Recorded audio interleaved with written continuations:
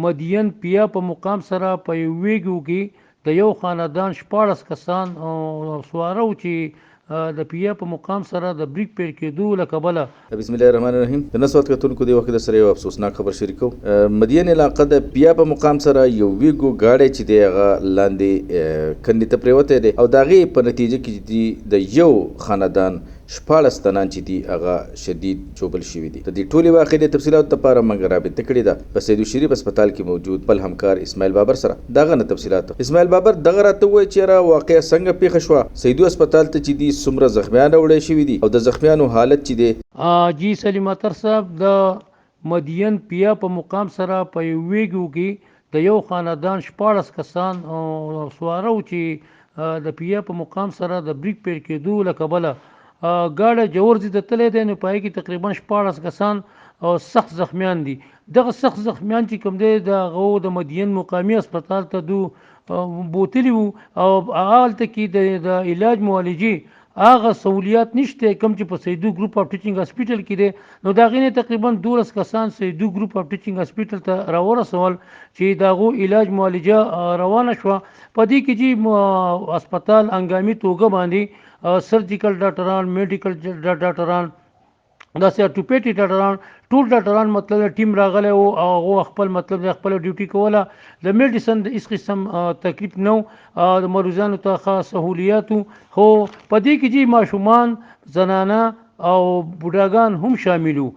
دا ما دغه د مقامی کس نه څوک چې سره غل دغونه پوښتنه وکړه دغه چې د یو خاندان خلک ته څوک د ترور دي، د ترورې ماما دي، زامن دي، څوک پکې رونه دي، بعضې پکې مطلب دی چې داسې نور مطلب دی د رشته داران دي. نو دا د یو خاندان کسانو چې د مقامی کلي کې یو کلي نه بل کلي ته تلو چې دغه جوړ ته اړتاو شوي دي.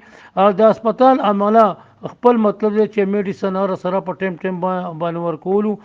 زما د راتګ نه مخکې تقریبا 2-3 کسان پاتې وو، نور ټول کسان دلته کې را رسولي وو او هسپتال کې بالکل ایمرجنسي ناپس کړې وه.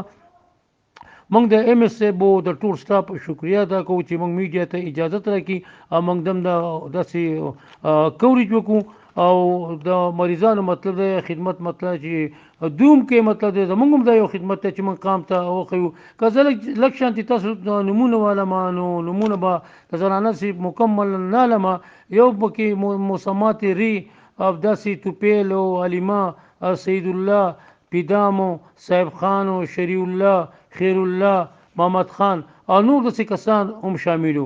جی تونکو تاسو د اسماعیل بابر نه ټول تفصیلات واوریدل. هغه چیرې دا گاډي وو دا د پیا په مقام باندې چې دا د مدین نه پیا تتلو او په دغه دوران کې دی یو چړای باندې خطو چې د بریک پیل شوی دی او د بریک ته پیل کېدو د وجې نه چې دی دغه گاډي لاندې جوړ کندې ته پریوته دی او په موقع باندې چې دی په گاډي کې سواره 14 تنان چې دی هغه جوبل شوی دي.